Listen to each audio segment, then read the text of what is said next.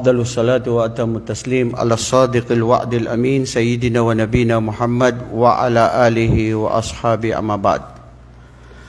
Assalamualaikum warahmatullahi wabarakatuh. Una sa lahat, gantimpala ng Allah ang mga ustad natin na nagbahagi dito sa atin tungkol sa Hajj, tungkol sa kaalaman sa Hajj. Nawa ito ay maging makabuluhan sa atin, dagdag kaalaman at sa ating pananampalataya. Bago natin ipagpatuloy mga kapatid ang tungkol sa ano pa ang pwede nating may paliwanag tungkol sa Hajj na dapat nating malaman, at ito naman ay inshallah tatalakayin natin ang Arkanul Hajj. Ito yung mga haligi ng Hajj. Ang isa sa mga haligi na ito, pag hindi mo nakuha o hindi mo naisagawa, ang Hajj mo ay batil. Ang Hajj mo ay hindi katanggap-tanggap at kailangan mong bayaran at ulitin sa susunod na mga taon. Kaya dapat tayo bilang isang mga Muslim na talagang nagpupursige, na gustong mag-Hajj, ay kailangan natin ito pagtibayan sa ating sarili. Malaman natin bago natin pasukan ang lahat ng anumang patungkol sa mga ritual sa Islam. Dahil ganito kahalaga ang ating kaalaman. Pero bago pa man doon, pahing isang baso. Bago pa man doon mga kapatid, ay yamang din lamang meron tayong mga bisita from Brazil. Si Anselio. Anselio, how are you, brother? Alhamdulillah. Thank you very much for coming, and also your wife. May Allah subhanahu wa ta'ala reward you both. Alhamdulillah. At the moment, I would like to take this opportunity while your wife is still here and she is not Muslim, but I would like to take this opportunity first to, inshallah, to a little bit explanation what Islam is all about and how Islam is one of the most and the perfect religion that Allah subhanahu wa ta'ala has chosen to humanity. And of course, when it comes of religion, there is no compulsion in religion. La ikraha fid din. There is no compulsion in religion. Our only message, our mission is only to convey the message. The one who gives guidance is the one who created us. فَمَنْ يُرِدِ اللَّهُ أَنْ يَهْدِيَهُ يَشْرَحْ صَدْرَهُ لِلْإِسْلَامِ. Whenever Allah wants someone to be guided, he or she, his heart will be opened and will be guided by Allah subhanahu wa ta'ala. So that is why at this moment, before I will explain about the pillars of Hajj to our brothers in Islam, as I promised you, Brother Ansel, inshallah, I hope your wife will listen to me and you, and also to all our viewers right now, because we know and we believe that our life on earth is very short, and only our mission here is to contribute something what Allah subhanahu wa ta'ala in the purpose of our creation on this earth. Of course, we Muslims, we believe that our purpose on earth is to worship Allah subhanahu wa ta'ala. He said in the Holy Quran, وَمَا خَلَقْتُ الْجِنَّ وَالْإِنسَ إِلَّا لِيَعْبُدُونَ. Surah Al-Dhariyat, verse 56. Allah said, I did not create the jinn and mankind except to worship me. Therefore, we Muslims, we believe in our doctrine that Allah Almighty created us on earth to worship Him alone. We do not associate any partner to Him. We do not believe, and we decline to believe the doctrine of Trinity, because God is one in persona. He has no father, he has no son, neither a spirit, because God is supernatural. God, Allah, is unique, and He alone, He is the right to be worshipped. And our purpose on earth is to worship Allah. Worshipping Allah subhanahu wa ta'ala does not necessarily mean that you go to mosque to perform 5 times daily prayers, to give zakah, to help the needy, to perform Hajj, one of the pillars of Islam. But the mere fact of what we call worshiping Allah subhanahu wa ta'ala is that whatever you do, as a Muslim, as a man on earth, whatever you do in this world is a form of worship. Or it could be a form of worship as long as you are doing these good deeds in accordance to the teachings of the Prophet Muhammad sallallahu alaihi wasallam. In other words, whatever we do, even if it's good deeds, but if it's not in accordance to the teachings of the Prophet Muhammad, it is contrary to what the Prophet brought to us or taught to us, our deeds will be null and void. Allah subhanahu wa ta'ala will not accept this.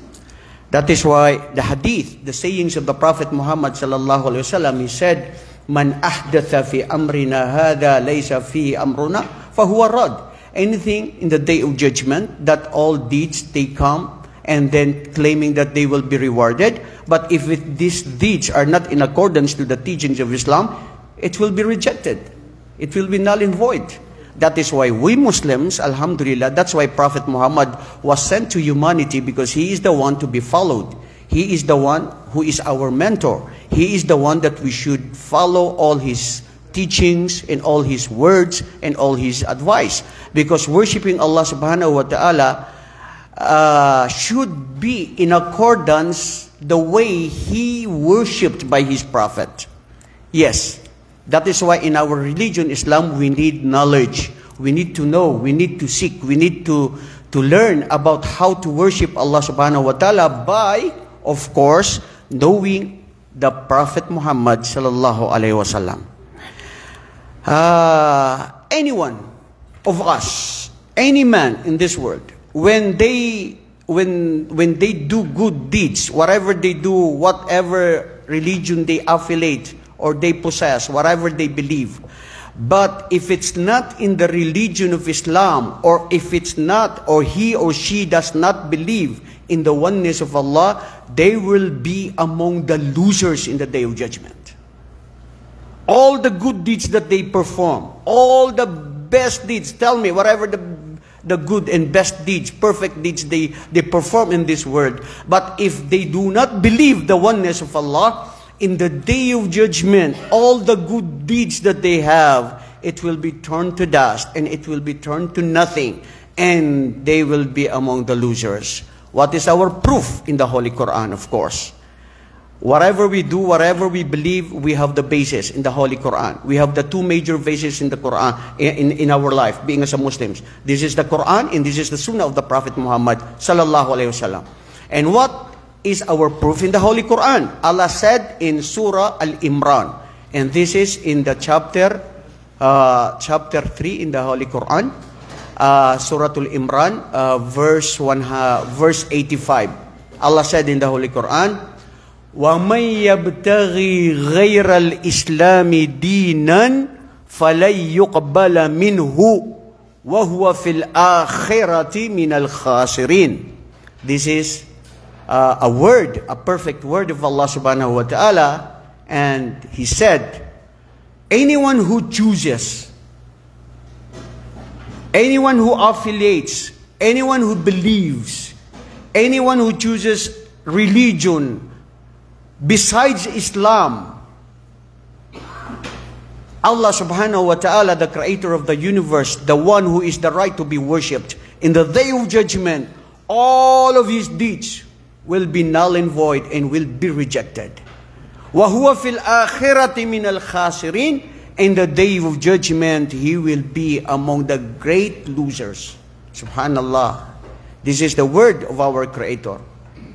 Anyone who chooses any religion. That is why we are very affirmative and we believe as a Muslim that Islam is the perfect religion that Allah has chosen to humanity. Allah also said in the Holy Quran in Surah Imran verse 18, Inna dina indallahi al-Islam. Indeed, in the religion of your Lord, in the sight of your religion, in the religion that Allah subhanahu wa ta'ala will only accept is Islam. So therefore, we as a human being on earth, whatever we do, but if our religion, if our belief, contrary to what the Prophet sallallahu alaihi wasallam taught to us, it will be null and void, and it will not be accepted by Allah subhanahu wa ta'ala in the day of judgment. In another verse in the Holy Quran, Anselio, how are you, bro? You are with me. You're listening to me, right? And of course, your wife. I ask Allah subhanahu wa ta'ala that today, may Allah subhanahu wa ta'ala, your wife will be enlightened, and may Allah subhanahu wa ta'ala guide your wife to be among the believers. And she will be with you, inshallah, also in paradise, as long as she will accept Islam. This is also a challenge to humanity. And I repeat again, in Islam, la ikraha fid din. There is no compulsion in religion. This is a challenge to humanity, to all of us. Alhamdulillah, you are lucky, guys, my dear brothers in Islam. And those of you who are watching us right now, you are lucky because you are in the religion of Allah subhanahu wa ta'ala. Allah said also in Surah Al-Bayyinah, إِنَّ الَّذِينَ كَفَرُوا مِنْ أَهْلِ الْكِتَابِ وَالْمُشْرِكِينَ في نار جهنم خالدين فيها أولئك هم شر البرية. Allahu Akbar. Takbir. Allah said in the Holy Quran, anyone who disbelieves, anyone who neglects to believe in the oneness of Allah, and he belongs amongst the people of the book, the Christians, the Jewish, before the Old Testament. Alladhina kafaru min ahlil kitab, and those who also are the polytheists. They associate partner to God. Some other people nowadays, globally, they believe in different deities.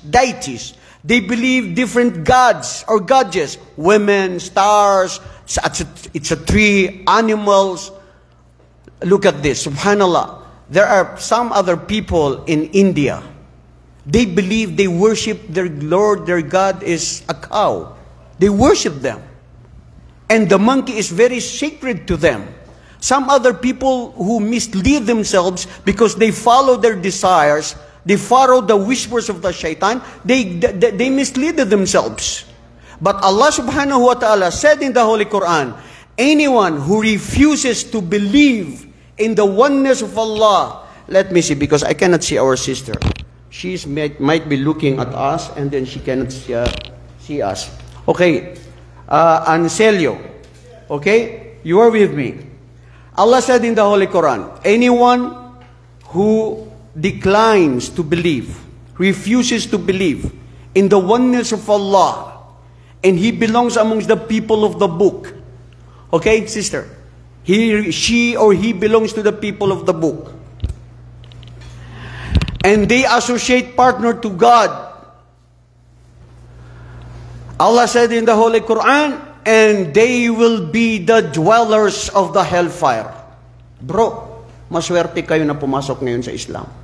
Wallahi, kung kayo pa rin ay nananatili sa paniniwala ng kadiliman na sumasamba sa mga ribulto, mga imahe, tao, bagay, hayop, kalugian sa kahit sino mang naniniwala dyan. Dahil mismo ang Allah ang nagsabi sa Quran, yaong sila na hindi naniniwala sa kaisahan ng Diyos, na napapabilang sila sa nabigyan ng mga kitab, na sila ay nagtatambal sa Allah, sila ang kanilang paroroonan sa araw ng paghukom ay ang nagliliyab na apoy. Ulaika hum syarrul bariya, and they are the worst among ever created, among the creations of Allah. Saan ko ito sasabihin? Sa patuloy na sumasamba sa kahit sino mang Diyos bukod pa sa Allah. Masakit ito mga kapatid, pero dapat nating sabihin, mismo ang nagsabi dito ang Allah subhanahu wa ta'ala. Mapalad tayo ay nagabayan sa Islam. Alhamdulillah, Allah subhanahu wa ta'ala guided us in Islam. That is why our religion, Islam, alhamdulillah, is a religion of peace. There is no compulsion in religion. As long as the message of Islam we only convey, and Allah subhanahu wa ta'ala will give guidance to anyone whom He wishes to be guided. And Allahu Akbar, sister, listen to this. The hadith of the Prophet Muhammad sallallahu alaihi wasallam. What did he say? Man qala la ilaha illallah dakhala al-jannah. Anyone who witnesses and say that there is only one God, the one who is the right to be worshipped except Allah, he will be or she will be granted the paradise of Allah. And at the same time, he or she will be forgiven of his past sins. In other words, when anyone amongst us will accept Islam, she will be forgiven of all his past sins. As long as you return back to Allah, you make tawbah, you make repentance, and you believe in the oneness of Allah. Allahu Akbar. This is the perfectness of our religion, Islam. That is why, from the bottom of our heart, our dear sister and Anselio, if you will accept Islam today, because I know Allah subhanahu wa ta'ala, in everything there's a reason. You just not come here for something like an accident. You accompany always your husband, Anselio, from Brazil. Both of you actually from Brazil. So there is a reason why both of you will work here in Riyadh. The money that we have, the children that we have, the possession that we have, the material things that we have, all of this in this world, after this, we will die. And we will all leave all these things. What will remain in your grave and the day of judgment is your good deeds and your belief in the oneness of Allah. Our salvation, our success depends on our faith and believing in the oneness of Allah. And let me challenge you then again. Jesus Christ said, He is a great one of the great prophets of Allah subhanahu wa ta'ala. He also said in the Holy Quran, Ya Bani Israel, Abudullaha Rabbi wa Rabbakum, innahu man yushrik billah, faqad harramallahu alayhi al-jannah, wa ma'wahu an-nar, wa ma lidh-dhalimina min ansar. Allahu Akbar. Jesus Christ, He proclaimed, and He believed, and He said, Oh, the people of Israel, worship my Lord. My Lord, my Creator is Allah subhanahu wa ta'ala, and your Lord. Anyone who associates any partner to Him, he will never be accepted in the paradise of Allah, and he will be among the great losers in the day of judgment. Allahu Akbar, Takbir. That is why we are not just boasting, we are not just proud of ourselves that we are Muslims. No, we should remain humble in ourselves. Of course, for us to be accepted in the paradise of Allah is by the grace of Allah. And of course, by His mercy and His blessings upon us. That is why anyone who chooses this religion, the religion of all the prophets, look at this. This is the religion of all the prophets. And look at this. Brother Anselio, subhanallah, he told me about a week ago, we meet together about a week ago. And this is in accordance also to the plan of Allah subhanahu wa ta'ala. Look at these brothers in Islam. He is just going around and he was amazed because, what is this? There are so many mosques and masjid here in Riyadh. I wanted to come in. I wanted to get in the masjid. The wife told him, no, don't come. You have many tattoos. You are prohibited to come there. And then he said, no. I want to come inside the mosque. Wallahi, and I swear to Allah, when he entered the mosque, he felt the tranquility, the peace of mind, the peace of mind. And he was guided by Allah. And he proclaimed Islam, Ashhadu an la ilaha illallah. Anselio, come over here, bro. Jazakallah khairan. What about you, sister? Are you ready to come Islam? Allahu Akbar. Takbir, come over here. Jazakallah khairan. Come, please. Bismillah. Alhamdulillah. Anselio, how are you? My brother, mashallah. When I see you, you love. I love everybody. Allahu Akbar. How do you feel now that you are a Muslim? I'm very feeling very in peace. I told you before, okay, I never feel this in different religions. Was before. I'm very Christian before. You were Christian before? Yes. And more, my family in Brazil say, come back, Ancilio, you have business here. Because I'm doctor in Brazil. The acupuncture, the Chinese medicine. And somebody else, my family, my sister say, come on, Ancilio, back Brazil. As you know, I'm keeping the Saudi Arabia. Here, I keep here in Riyadh. My sister say, what happened? Somebody else wash your mind. Somebody else wash your mind. You come back. I say, no, I'm keep. Oh my gosh, you have business. Everybody, my students complain, my family, but I come visit my wife, and I'm very, very healthy here. Because in Brazil, me have allergy, very strong allergy, because the pollen is from the trees and the flowers. When it's the time, in the seasons, come the flowers. Is that for me is very bad in the time, like the time is not good in Brazil. But here, they disappear allergy. I'm very good. I'm feeling very healthy, very strong. Is because everybody say, how old you, man? I say, in my appearance, maybe 250 years old. But in my energy, maybe 18, 19. That's good, very nice. Because the body very strong. I do some things very different than anybody do, because I'm trained every day train. I'm teaching martial arts, MMA. I'm making 2 champions in Brazil. Yeah, I'm come here I'm looking for now the job.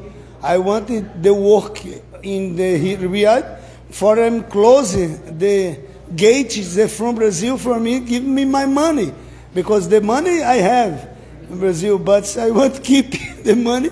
Here I need to make money. I'm look for the job now. I want to stay here. Everybody say, my family over there say, no, you need it back. I say, I know back right now. I'm like here. I love it. I love the friends. I told my sister, I was to be in the association, Philippine association. Everybody is very happy. Everybody very, very beautiful people. I love it. I like the people. I know the man.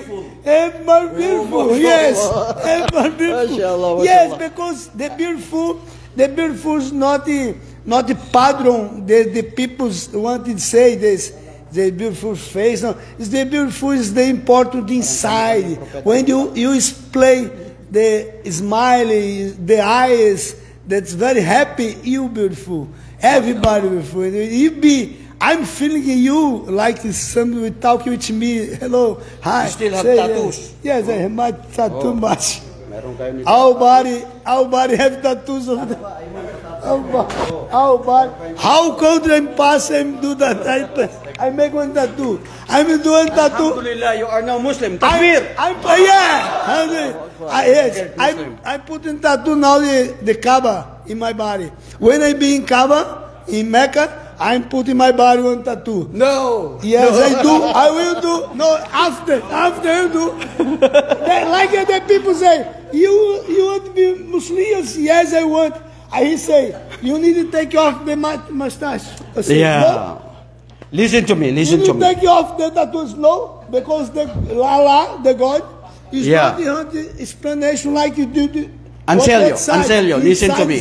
Listen to me, brother. Yes. If you believe in oneness of Allah, and if you are Muslim, consider yourself that you are submissive. Yes. Okay? Yes. Submitting and total surrender to the Allah oneness Akbar. of Allah. Allahu Akbar. Say Allahu Akbar. Allah Akbar. MashaAllah. Prophet Muhammad sallallahu alaihi wasallam never taught to us to have tattoos in our body. If you are Muslim, doesn't necessarily mean that you will put tattoos on your back, on your body, the Kaaba, the black stone. The black stone is within in the heart of every Muslim. I know. So we don't need that. What you need is to pray 5 times daily prayers, always communicate to Allah, and don't ever ask Jesus Christ as your God. Yes. Did I make myself clear? I understand. Okay, very good. Clear. That's very clear. MashaAllah, very clear. Me and God. Inshallah. And I would like also to tell you now that I am very happy. Inshallah. Why I'm very happy? Because it's a good news. Inshallah, after my lecture, your wife will accept Islam. Yes. But not in the front of these people. She follows you. She follow me because I'm very tired man. I old. I very weak. Ano ba yung pelikula ng kamukha nito? Inshallah. Good man. Inshallah, good. Alhamdulillah. Inshallah, your wife will accept Islam later on. Yes. But she's ashamed, she's shy of in the front of the people. Yes. Alhamdulillah, Allah guided her. Yes, Alhamdulillah. yes. Thank you so much. Takbir! Allahu Akbar. Okay, mashallah. Thank you, Anselio. Como te llamo ya, Señor? Benvenidas. El filibusterismo no limitangere. Yon yung high school pa tayo, no? Naalala mo yon yung no limitangere? Touch me not. Sulat ni Jose Rizal. Gracias ya, Señor. Alhamdulillah, mga kapatid sa Islam, nagabayan ng Allah. Sana gabayan tayo lagi ng Allah. Panatilihin sa relihiyong ito. Allahumma amin. Ngayon, mga kapatid, siguro dadako tayo dun sa sinabi natin kanina na kinakailangan nating matuklasan, malaman, lalong-lalo na sa mga mag-hajj. Sino ang mga mag-hajj? Itaas ang kamay. Masya Allah, Allahu Akbar. Ya Allah, sana makasama kami. Matagal na rin kami nag-a-apply para makapag-hajj. Pero hindi pa namin alam kung matutuloy kami o hindi. Ito ay lahat na sa kapasyahan ng Allah. At ito rin palang sasabihin ko doon sa mga Shimal Riyadh na nagpasulat na mag-hajj. Nailista ang mga pangalan natin, umabot tayo ng 150, 3 bus. Last year, ganun din, naka-hajj din sila. Itong hajj natin ngayon, naisulat din mga pangalan natin, pero ang nakakapagtaka sa amin, Ustad Sudais, yung 150, ang lumabas lang is mga 7 o 9 na katao ang kanilang mga pangalan. At yung more than 100, hindi pa lumalabas. So hindi ko alam kung meron pa kaming chance by next week or other week. Ang sabi naman po ng shaykh natin, si Abu Ibrahim, pakisabi sa kanila, na kung hindi kayo matuloy ng hajj ngayon, inshallah, priority kayo next year. O di kaya, meron pa namang mga ibang taon. Ang kagandahan kasi ng relihiyon nating Islam, yung magkaroon ka lang ng magandang intensyon na gagawin mo ang isang bagay na pagsamba sa Allah, pero hindi natuloy, may nakahadlang o hindi naisulat sa'yo, pero naipasulat na ng Allah sa kanyang mga anghel ang gantimpala na makukuha mo doon sa mabuting gawain na naisip mo. So, anong ibig mo sabihin, Ustad? Ang ibig ko sabihin, bro, ay kung ikaw ay dalisay na totoong mag-hajj at hindi naisulat ang pangalan mo o naisulat pero hindi tayo naging mapalad na qadar Allah wa ma syaa fa'al at hindi tayo nakapag-hajj, inshallah, ang gantimpala ng mga nag-hajj ay pakukuha natin. Yun ang hadith ni Propeta Muhammad sallallahu alaihi wasallam. At ito rin ang delikado dyan, mga kapatid, sa sino mang gumagawa ng ritual na pagsamba, lalo na yung mga pag-hajj. Kasi maaari tayo ay nag-hajj na hindi para sa Allah. Nag-hajj tayo para makilala, matawag na haji. Di ba, bro? Yung iba nga, nagpaplano na sila na magbago ng pangalan. Di ba? Magbabago na ba kayo ng pangalan, bro? Ha? Anong Haji Murad? Ha?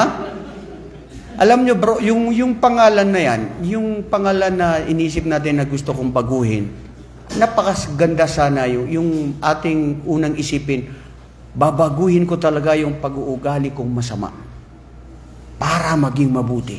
Yan ang pag-hajj. Yung tunay na pagbabago.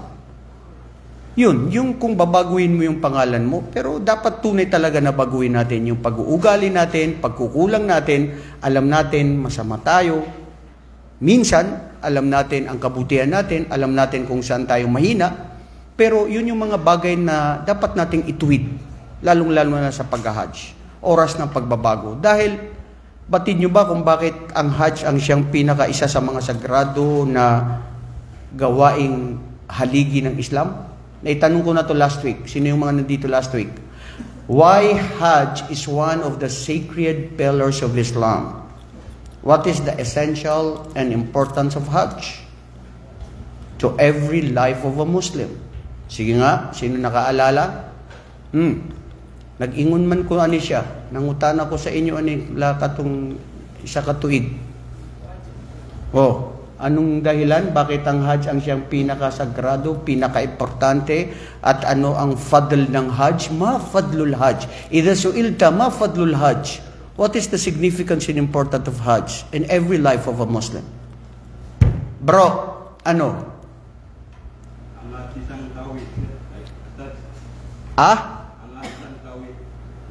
Ano daw?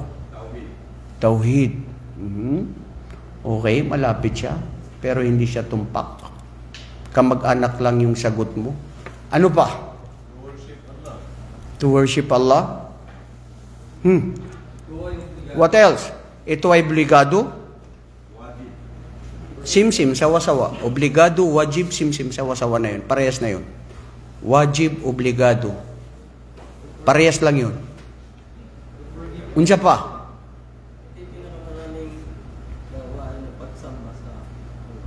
MashaAllah, very good. Laksamana, ito yung pinaka maraming gawain na pagsamba sa Allah. Mga kapatid, di nyo ba alam itong Ashurul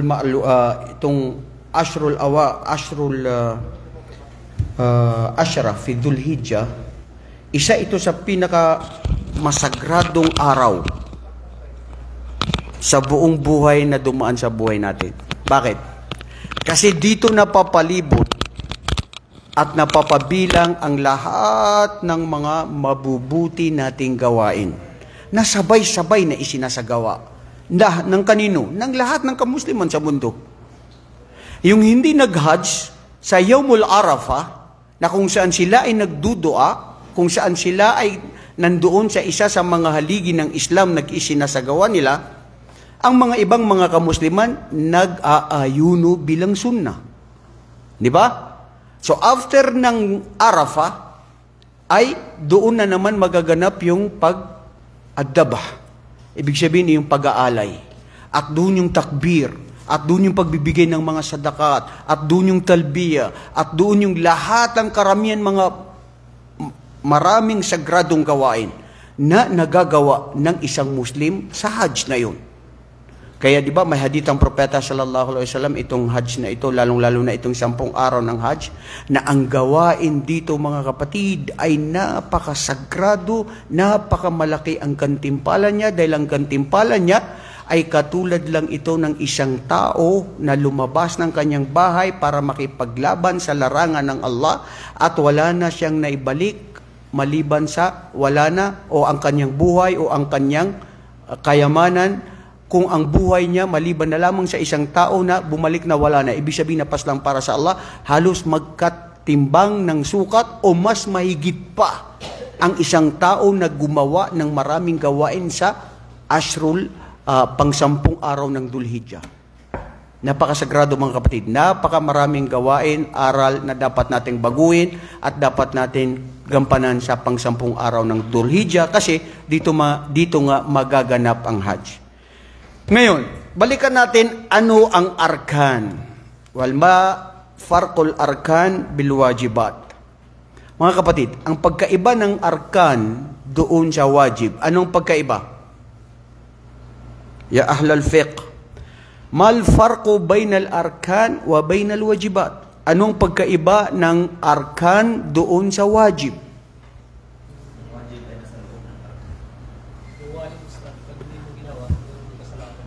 Ang wajib, pag hindi mo ginawa, mayroon kang kasalanan. Oo nga, no? Di ba? Jibril, di ba? Bakit? Kasi ang wajib ay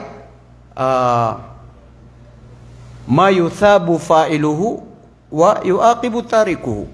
Wajib is, there is a reward for the one who performs it, and the one who neglects wajib, there is a penalty. There is a sin. Di ba? So, dahil nabanggit mo na yan ang wajib, so ano naman ang arkan?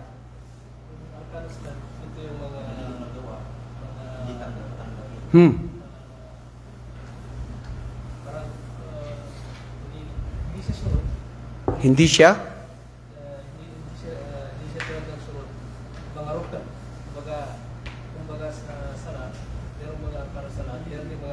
Oo. Oo nga. So anong pagkaiba ng arkan doon sa wajib? Oh, madlang Pilipino. Ha?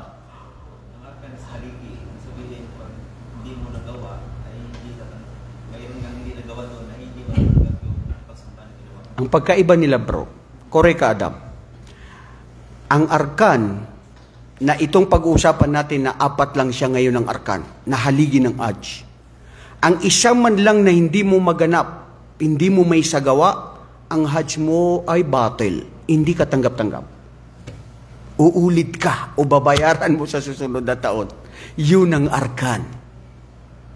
La yuqbal al-hajj duna an yatima al-rukun.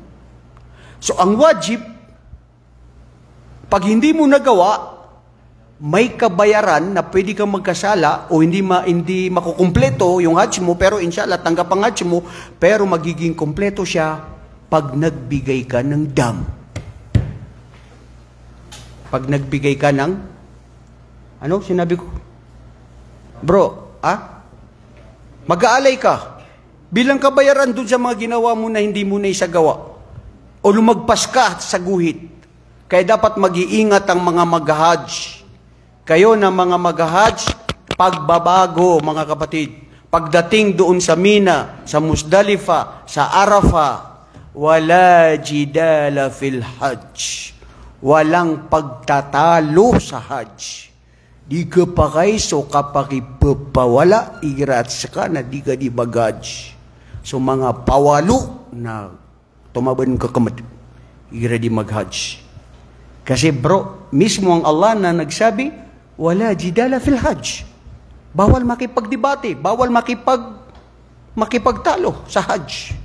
Pero subhanallah, ang pagsubok ng Allah sa pag-hajj, kunting ano mo lang doon, makikipagtalo ka na, magre-reklamo ka na. Yan ang mga pagsubok sa mga silang nagsasagawa ng hajj. Okay. So, naintindihan ko, Ustad, na sinabi mo ng arkan ay ito ay rukun. Ito ay haligi. Pag hindi na isagawa, hindi tanggap ang hajj, kailangan uulitin, babayaran sa susunod na taon. Samantala, ang wajib ay pwede siyang bayaran sa pamamagitan ng pag-aalay ng hayop. Okay? Naintindihan ko yan, pero ngayon, pupunta tayo sa syurutul hajj. Ayan. Bago natin puntahan yung arkan, punta tayo sa syurut. Kondisyon ng hajj. Ano yung mga kondisyon ng hajj? Muslim. Okay. Muslim, bro. Di ba? Halimbawa, mag-hajj si Julia Roberts. Kilala mo si Julia Roberts? Ha? Hindi siya. Kilala niya. Siyang tinatanong ko. Ikaw, hindi mo kilala. Okay, papalitan natin. Sino? Kilala mo? Si Angelina Jolie. Okay. Pag nag-hajj siya, Ismail, tanggap ba ang hajj niya? Ha? Hoy, depende raw. Ito, mga kapatid. Pakinggan nyo. Depende raw. Saan nakasalaylan na bakit depende? Pwede pa mag-Muslim siya. Yun ang kondisyon. Kung ang isang Kristiyano o Hudyo na nag-hajj na siya ay hindi Muslim, walang silbi at walang saysay ang kanyang hajj. Walang gantimpala. Pero, kung siya ay nag-Muslim bago mag-Hajj, of course, tanggap ang kanyang Hajj. And at the same time, yan ang sinasabi natin ngayon sa kahit sinong nakikinig sa atin. Pag ang isang tao na hindi naniniwala sa kaisahan ng Diyos, anumang gawain na gawain mo na hindi ka naniniwala sa Allah, mabuting gawain na ginagawa mo, huwag mong asahan na sa araw ng paghukom ay mayroon kang matatamong mabuting gantimpala. Nakakaintindihan ba ang magkakapatiran? Bro? Naintindihan? Hindi? Yes, correct. So the only key, if there is a key of our good deeds in actions that Allah will accept in the day hereafter, because we Muslims, we believe, our deeds and actions, inshallah, our goals and our aims is to claim this reward in the day hereafter. وَمَا أَسْأَلُكُمْ عَلَيْهِ مِنْ أَجْرٍ إِنْ أَجْرِيَ إِلَّا عَلَى رَبِّ الْعَالَمِينَ. And this is the universal message of most of the prophets of Allah. Hindi kami nagtatanong sa inyo, kayo mga tao, nagkantimpalaan nyo kami sa mga mabuting gawain na ginagawa namin. Ngunit kami ay umaasam-asam na ang gantimpala na ibibigay sa amin ng Allah sa araw ng paghukom. At yan ang Muslim. Ang inaasam natin dito sa mundo, gantimpala sa araw ng paghukom. Okay, so ngayon, ang surut ng Hajj, kailangan ikaw ay isang Muslim. Pangalawa, mayroon kang kakayahan, istita'ah. Kakayahan, istita'ah sa Arabic. Anong kakayahan? Katawan? Kasama. Di ba? Anong kakayahan? Pera? May pera ba kayo? Mag-Hajj kayo? Hoy, bro. Sino yung walang pera? Itaas na ang kamay. Mag-Hajj ka, wala kang pera? Isyada. Ha? Maswerte at mapalad kayo sa tulong ni Ustad Sudais, bro. Salamat at mag-Hajj kami. Sa tulong ni Ustad. Dahil kung ikaw ay napili na mag-Hajj, libre pa gani mag-Hajj ka. Asan mo na makita? Diri lang sa Saudi Arabia. Dito sa, itanong nyo dito sa mag-Hajj ngayon ng mga kamag-anak namin sa Marawi. Ang mag-Hajj ngayon, 300,000, more than. Ang pinakamaliit yata, 280. Hindi ko alam kung paano pa bumaba yun. Basta 300,000. Peso lang yung bayad ng ticket, hotel, o may makakain kayo doon at doon lang sa 7 araw o ilang 2 weeks na nandyan kayo. 300,000. Ikaw bro, ngayon mag-Hajj ka, ilan gagastusin mo? 100 riyal is enough, lalo na kung ikaw ay kuripot. Correct. Kuripot ka so wala kang gagastusin. Mag-aantay ka pa kung sino maglilibre sa iyo di ba? Kasi gusto mo lang yung gusto mo lang na gusto mong bilhin. Pero kung mayroon kang 300, 500, mashallah, yun lang na gasto mo bro sa pag-Hajj mo, na obligado. Hindi ba ito napakalaking biyaya ng Allah na ikaw na nandirito? Na nakapag-Hajj ngayon? Na kung tanong ko kanina sa inyo, bakit ang Hajj ay sagrado at napaka-importante sa buhay ng Muslim? Dahil ito lang ang isa sa mga ritual aligi ng Islam na pag ginawa natin na tinanggap ng Allah ang ating pag-Hajj, lahat ng kasalanan mo, malaki at maliit, napatawad ng Allah. Man hajja, walam yarfut, walam yafsuk, raj'a kayawmi waladathu ummu. Yan, ang hadith ni Propeta. Ang sino mong nag-Hajj na talagang ginawa niya ang pag-Hajj na totoo, na tinanggap ng Allah, hindi siya nakipagtalik sa kanyang asawa sa oras na siya nag-Hajj, hindi sa kanyang tatamparlasa, hindi siya nagsalita ng mga bagay na mga makatampalasa na salita, panlilibak o paninira kapwa, o nakipag-away, nakipagtalo, ibig sabihin na kompleto ang kanyang Hajj, tinanggap ang kanyang Hajj, para alalaong baga kapapanganak lang sa kanya ng kanyang ina. Na walay sala. Wala ko salabay. Unsa ka? So, ang sinasabi natin na nakuha natin, istita'a, Muslim, istita'a, ano pa? Ha? Ay, kakayahan yun na nga istita'a. Muslim. Of course, kasama yan. May tamang pag-iisip. You have the sound good mind. Nga naman, kasi dili ka pwede na mag-hajj na ikaw ay buang. Lagi, unsay gagawin mo doon, basig makasira ka pa doon sa mga tao. Di ba, bro? So, pag ang kagandahan ng Islam, kapatid na Ali, Janawan, pag ikaw ay nasiraan ng bait, anong kasalanan ginagawa mo? Absuelto ka. Wala kang kasalanan, walang kabayaran.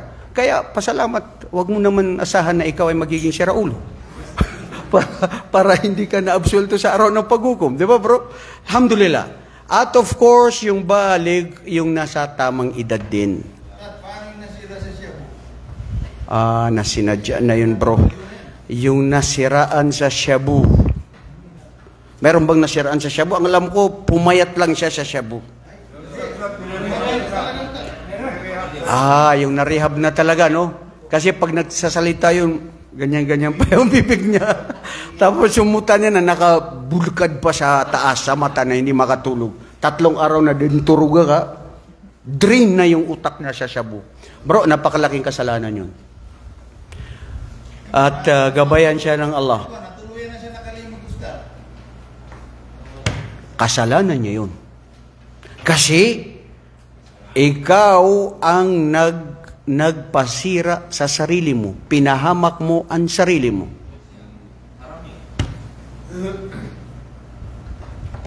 Sinadya mo, di ba? Kasalanan niyo yun. Pero sasabihin mo, Ustad, naging buang na siya. Wala na siya ginagawa. Kasalanan pa rin niya kasi nung una na hindi pa siya nabuang, kung bakit siya nabuang dahil dun sa droga, of course, may kabayaran yun sa araw ng paghukom sa kanya. Okay, tapos na yan. Ano yung arkan? Unang arkan ay ang al-ihram. So, anong ihram?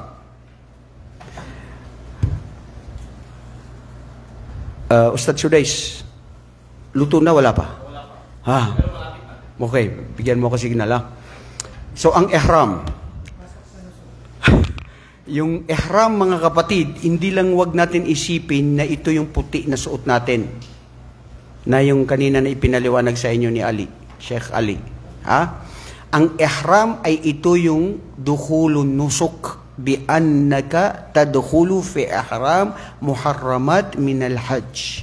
Yung pagpasok ng puso mo o ikaw mismo sa sarili mo doon sa isang ritual na gagawin mo na ipagbabawal sa iyo ang mga bagay na ipinagbabawal pansamantala. Subhanallah. Pansamantala, bawal. Katulad ng Ramadan, di ba? Pag Ramadan, pwede ka uminom, mukaon. Pero sa gabi pakaw sugusugan. Maski nabusog ka, walang problema. Pero may oras na kailangan limitado. So, ibig sabihin, mga kapatid, itong ihram na pagpasok natin, ito ay kasama sa arkan. At sabi ng mga pantas, yajibu alayhi an-nusuku fil ihram fil miqat. Yung pagpasok ng ihram ay kailangan ay doon magaganap na doon magsisimula doon sa mga miqat na mga lugar na panggagalingan ng mga hujaj, ng mga haji. Saan manggagaling? Fi fajjil umiq, sa bawat lugar ng lupalop ng mundo na manggagaling. Dito sa atin, sa Ahlun Najd, dito sa Riyadh, anong mikat natin? Ha? Taif lang ang naririnig ko. Ano ba pangalan ng ang mikat natin sa Taif? Qarnul Manazil. Di ba? Yung Ahlul Yaman, Yalamlam. Di ba? Okay, mga kapatid. So, ibig sabihin, sa Qarnul Manazil, doon yun sa Taif. Doon magaganap. Pag naisulot, unsa to, mranob siya rito. Pag naisulot, na magbisaya na lang tabay. Ha? Pag nagsulot mo na, ang puti na susuutin mo sa mga babae, kahit ano, basta lang yung hindi nakatanda, nakikita yung body mo, at sa lalaki ay yung puti na yon, doon na magsisimula yung nusok ng ihram mo. na bawal ka na magsalita ng mga salita na hindi ka nais-nais, bawal ka na magputol ng kuko, bawal ka na magkukot-kukot, bawal ka na magpapayong-payong o maglalagay, payong pwede, yung maglagay ka dito sa ulo mo, sombrero or whatever, tapos yung mga bawal ka na rin mag-purpose ng pag-aasawa. Marami kasi iba, mga oportunista, ngayon, kasama ko na sa Hajj yung magiging manugang ko. Ano kaya? Siguro magandang pagkakataon na to na miya ka pependag ya, manok sa makukaya kasi Sydney man to, may isa-isa kami man to sa kuwan. Isa-isa kami ni man to sa, isa lang ang ano namin. So, ipakita ko sa kanya kung gaano ako kabuti, kagandang tao para mag-ibada, para pwede. No, bawal. Bawal ka na mag-purpose ng mga pag-aasawa. Okay. So, nakuha natin yung ihram. Pangalawa, mga kapatid, ang wajib, arkanuhu aidan fil hajj ay ang uqufu bil arafa. Uquf bil arafa. Wal hajju arafa. Sabi ni Propeta Muhammad sallallahu alaihi wasallam, ang hajj hindi magaganap at hindi makakompleto hanggat hindi kayo napunta sa Arafa. So ngayon, ibig sabihin sa Arafa, kailangan tayo makapunta ng Arafa. Ang sino man hindi siya makapunta ng Arafah sa oras na siya ay nag-hajj, hindi tanggap ang kanyang hajj. At ito ay magsisimula ng madaling araw, pag alis nyo, papunta kayo ng Arafah, hanggang bago magtakip silim ng gabi. Bawal kayo na kayo ay umalis doon sa oras na hindi pa nagkakaano. Bro, pakidala na lang, wag ganyanin. Pakidala na lang, magaan naman yan. Hindi yan dapat tinutulak lang diretso. Daanin na lang, yan. Para hindi siya masyado maingay. At kakain na tayo, inshallah. Sa sandali na lang. Okay, so ano yun, Ustad? Yung pangalawa, sinasabi natin na? Anong pangalawa? Akala ko ba nakikinig ka? Ano yung pangalawa? Ha? Arafah, di ba? Uqufu bil Arafah. Ibig sabihin, kailangan natin makapunta ng Arafah. May khilaf ang mga ulama, may nagsabi na importante makapunta ka doon, lalong-lalo na yung mga karamdaman, may sakit, hindi na nila kaya. Tapos nakapunta sila doon sa Arafah, maski dumating sila ng after duhur. Basta, wag lang sila abutan doon ng after maghrib, na pupunta sila doon. O pa man nasunggaro na after maghrib, tapos na, hindi na pwede yun. Kasi pagpunta mo doon, after maghrib, doon mismo ay magka-close na yun, siyempre, at hindi na yun pwede, di ba? Kumbaga na, miyapos, din ko pa kay, di ba? Hindi ka na pwede pumunta doon. So, kasi mayroon siyang oras na espesipiko. Hindi ka pwede pumunta na, dumating sa oras na tapos na. Katulad ng mga oras ng pagdarasal. Magdarasal ka na tapos na yung pagdarasal, Jum'a ngayon. Tapos, pumunta ka, magsambayan ka ng Jum'a, tapos na yung Jum'a, dapat ipagdasal mo ang duhur. Pero ang nakakapagtaka, Sheikh, wallahi, meron may isang kapatid natin, nagsabi sa akin, Ustad, doon sa amin, doon sa may parte sa Mindanao, nagsala kami ng Jum'a, after ng Jum'a, wajib na naman daw na magsala kami ng duhur. Sabi ko, bago yan Anong sekta yan? Sabi niya, Ustad, magagalit yung mga matatanda sa amin doon. Pag hindi ka nagdasal ng duhur, after Jum'a, kailangan meron ding duhur. Kasi ang original daw ay yung duhur. Kaya kailangan natin ng kaalaman, mga kapatid. Ang Islam, sami'na wa ata'na. Narinig natin, sumunod tayo sa turo ni Propeta Muhammad sallallahu alaihi wasallam. So, yun yung uquf bi Arafah. So, anong gagawin sa Arafah? Gagawin sa Arafah, mga kapatid, paramihin lang natin ang dua. Paghiling. Yung lahat ng mga hiling, yung lahat ng mga dua mo, doon mo ubusin sa Arafah. Pagbasa ng Quran, talbiyah, tasbih, istighfar, lahat ng mabuting gawain, gawin mo, lalong-lalo na ang dua. Lianna ad-dua mukhul ibadah, wad-dua ibadah, wad-dua aham wa afdalul a'mal indallah, khasatan fi waqtil Arafah. Sa Arafah, ito ang sagrado na pinakamabuting gawain ng tao doon sa Arafah, ang pagdudua. At dapat bro, magdua ka doon ng mga mabubuting dua. Hindi yung may narinig ako, Ustad, masama ba na nagdua ko, ya Allah, sana hindi na makapagduaya yung asawa ko. Allahu Akbar. Anong dua yun? Ari, kapag kayo ito, Sheikh. Ari. Ya Allah, panginta di makan duwe si karumah ko. Na mahirap yun. Magdua tayo bro yung mabuti. Sabihin mo na lang, ya Allah, kung magduaya yung asawa ko, kung mabuti sa kanya, mabuti sa amin. Kung hindi mabuti, wag na. Yun yung mga mabuti. Wag yung, at yung iba, astaghfirullah wa atubu ilay, dahil sa tindi ng galit nila, nagdudua sila ng masama sa kapwa-tao. Ya Allah, kinuha niya yung lupa namin. Ya Allah, ito pinaslang yung kapatid ko. Sana rin paslangin mo, mamatay sila lahat. Yun, binabalik mo lahat yung sa kanila yun. Bro, pagbabalik loob, pagtatawban na sa Allah, di ba? You need to clean talaga. Kailangan yung puso natin ay malinis. Pangatlo ay ang sinasabing al-tawaf. At-tawaf, 7 beses.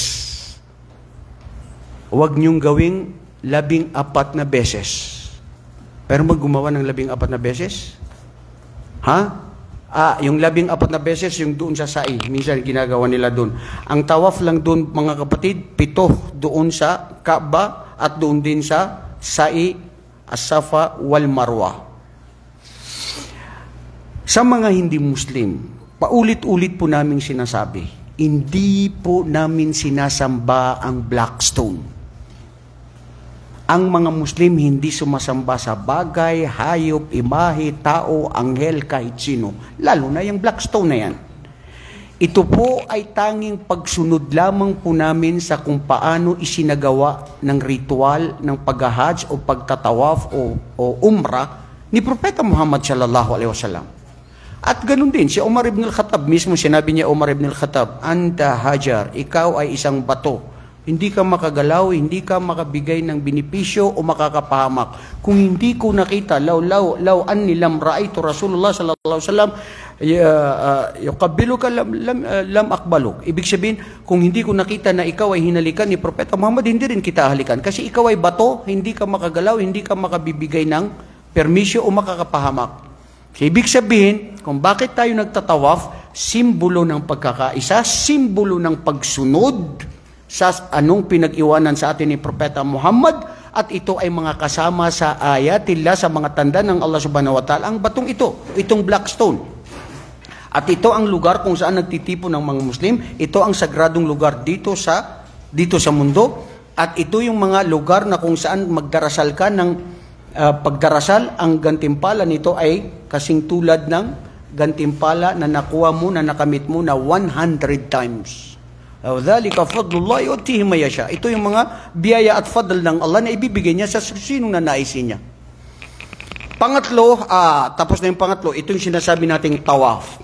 Inshallah, i-discuss pa natin yan, mga kapatid. Yamang din lamang, nandito rin si Sheikh Zainal, inshallah sa susunod, para may dagdag pa yung mga fiqhul hajj. Lalong-lalo na yung patungkol sa tawaf na yan, yung tawaful ifada, at yan yung wajib. At pwede rin mo siyang pagsamahin doon sa tawaf na ikaw ay magpapaalam na. Okay? Tawaful wada. Pwede mo siyang gawin mo siya doon para isahan na lang. Yan, may usapin dyan, ang patungkol ng mga pantas. So, importante, nandun sa tawaf. Ang pang-apat, mga kapatid, ay ang sinasabing as-sa'i. Wama ma'nasai. Ito yung paglakad natin o paglibot natin sa bayna Safa wal Marwa. Inna Safa wal Marwata min sya'airillah.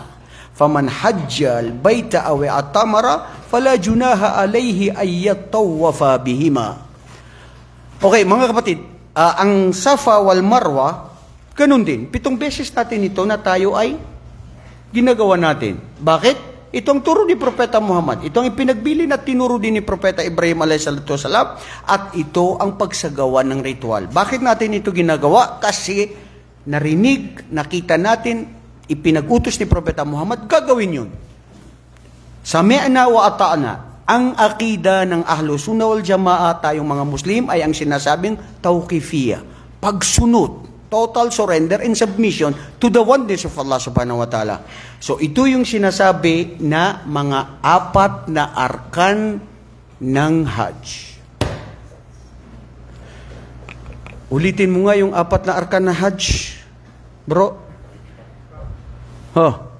Sino makakaulit? Ay, ikaw. Sige, ano yung 4 na arkan? Una, Masya Allah, Masya Allah. Una ay ihram. Ukuf, bi Arafah. Tawaf. Sa'i. Napakadali lang pala, Ustad. It's like just a piece of cake. 4 lang yan. Ganyan siya kadali at importante, pero gagawin mo na sincere sa puso mo. Na walang pag-aalinlangan at walang pananakit sa kapwa. Yung pag-hajj, huwag tayo magsakit sa kapwa sa pamamagitan ng salita ng bibig o ang ating mga katawan na para masaktan ang kapwa-tao natin. Makikipag-agawan tayo, masyadong maraming tao mga kapatid. Oras ng pagbibigayan, pag-uunawaan, pagmamahalan, pagkakaisa ng bawat mga Muslim. Okay mga kapatid, inshallah yan yung tungkol sa Arkanul Hajj. At inshallah sa susunod na linggo, kukunin natin ang tungkol sa mga wajibatul Hajj as-sab'a, ang 7 na mga wajib na tungkol sa Hajj, yung mga sunna, yung mga iba, inshallah kukunin. Ano yan bro? Katanungan mo.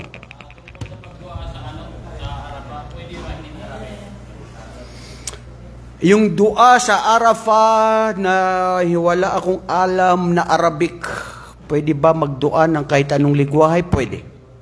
Walang problema. Pwede, lalong-lalo na kung naiintindihan mo ang dua mo. Pero, mas kaaya-aya na Arabic. Kaya yung walang alam na dua na Arabic, mag-memorize na kayo ngayon, alamin nyo kung anong dua ninyo. At pag naubusan na kayo ng Arabic, magdua na kayo na, Ya Allah, ito ang inihiling ko sa'yo. Mga kapatid, ang wiling sa pagdudua natin, wag lang makamundong bagay. Hilingin natin ang akhirah. Wala taj'al dunya na akbar hamina. Wag nyo gawin, Ya Allah, ang mundong ito ang siyang pinaka malaking hangarin natin ang mundo, ngunit ang akhirah ang pinaka gusto natin. Subhanakallahumma wa bihamdik, asyhadu an la ilaha illa ant, astaghfiruka wa atubu ilaik. Assalamualaikum warahmatullahi wabarakatuh.